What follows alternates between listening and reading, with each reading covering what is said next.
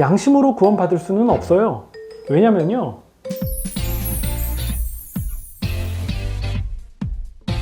로마서 2장에 이런 구절이 있는데요.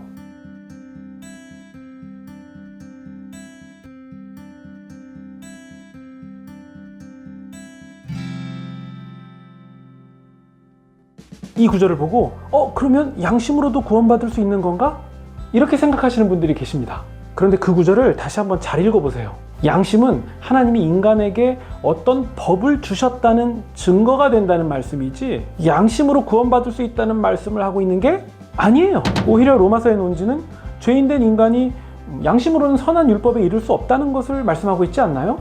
여러분, 이 점을 한번 잘 생각해 볼게요. 양심이 선과 악을 구분할 수 있습니까? 양심껏 행동한다는 것은 항상 옳은 행동을 말하는 것일까요? 그럴 것 같죠. 그런데 명심하세요. 양심은 기준이 아니에요. 양심은 내가 가진 어떤 기준에 맞춰서 움직이려고 하는 마음이에요. 이게 무슨 말이냐고요? 제가 한번 예를 들어 볼게요. 바늘도둑이 소도둑 된다는 속담 있잖아요. 처음에 바늘 훔칠 때는 막 심장이 터질 것 같고 막 마음이 떨리고 막 이런 거 느끼잖아요. 이것을 소위 양심이 작용하는 순간이다 라고 말하는데요. 그런데 양심의 소리를 무시하고 바늘을 훔쳤어요. 그리고 그것을 몇 번 더 반복하고 나면요, 그러면 양심은 바늘을 훔칠 때는 별 반응을 하지 않게 돼요. 양심이 학습을 한 거죠. 아, 바늘 훔치는 정도는 괜찮구나. 기준을 조정한 거죠. 이제 양심은 바늘보다 더 크고 비싼 것을 훔쳐야 반응해요. 예를 들면 반지나 지갑 같은 거요. 반지나 지갑을 훔칠 때 막 양심이 작동해서 심장이 쿵쾅거리고 막 그러겠죠. 그런데 반지나 지갑을 훔치는 것을 계속 반복하고 나면 양심이 이제 학습을 해요. 아, 반지나 지갑 정도는 괜찮구나. 기준을 조정한 거죠. 그러다가 어느샌가 소를 훔치는 단계까지 가버리는 거예요. 소를 훔치는 것을 반복하다 보면 어느샌가 양심은 소를 훔쳐도 아무렇지도 않게 돼버리는 거죠. 왜 이렇게 된 거죠? 양심이 작용하는 기준이 자꾸만 달라졌기 때문이에요. 처음엔 바늘 훔칠 때 작동하던 양심이 이제는 소를 훔쳐도 별 반응을 하지 않게 돼버린 거죠. 그러니까 양심은 기준이 아니에요.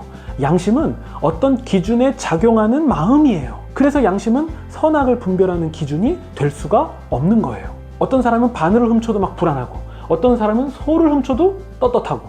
이제 왜 그런지 우리가 좀 알 것 같지 않습니까?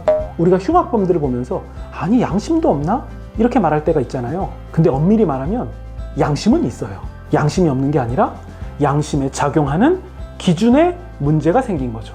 그러니까 양심대로 살아가면 구원받을 수 있다? 이 말은 맞지가 않는 거예요. 소를 훔치고 뭐 그보다 더한 것을 해도 무뎌져 버린 양심이 됐는데 그 양심으로 구원에 이를 수 있다? 이거 뭔가 문제가 있는 거 아니에요? 신자들은 하나님의 말씀인 성경을 통해서 이 세상의 정체를 잘 알고 있죠. 타락한 세상이에요. 세상은 저마다의 기준을 가지고 선악을 규정하기 때문에 성경 표현으로 말하면 자기 소견에 옳은 대로 살아가기 때문에 그런 기준에 작용하는 양심은 선악의 기준이 될 수도 없고 당연히 구원을 가져다주는 능력이 될 수도 없습니다. 여러분, 신자는 어떤 사람입니까? 선악의 기준을 다시 하나님께로 돌리는 사람들이에요. 하나님이 옳다 하시는 것을 옳은 것으로 믿고 하나님이 틀리다 하신 것을 틀린 것으로, 악하다 하신 것을 악한 것으로 믿는 사람들이에요. 논리, 합리, 토론 같은 것이 선악을 이해하는 데에는 훌륭한 도구인 것은 맞지만 그것이 선악을 결정하는 기준이 되지는 않습니다. 신자는 언제나 기준이 하나님께 있는 자들이죠. 그래서 그리스도의 장성한 분량으로 자라가면 자라갈수록 그 사람의 양심의 기준이 점점 율법과 일치되어 가는 거죠. 자, 결론. 양심으로는 구원에 이를 수 없습니다. 양심은 기준이 아니에요. 양심은 하나님이 법을 주신 것에 대한 증거가 됩니다. 신자의 양심의 기준은 어디에 있다? 오직 하나님. 끝! 구원은 영원한 생명의 근원이신 예수님께 접붙임되는 거예요. 접붙임되는 것. 그것을 성경은 믿음이라고 말합니다.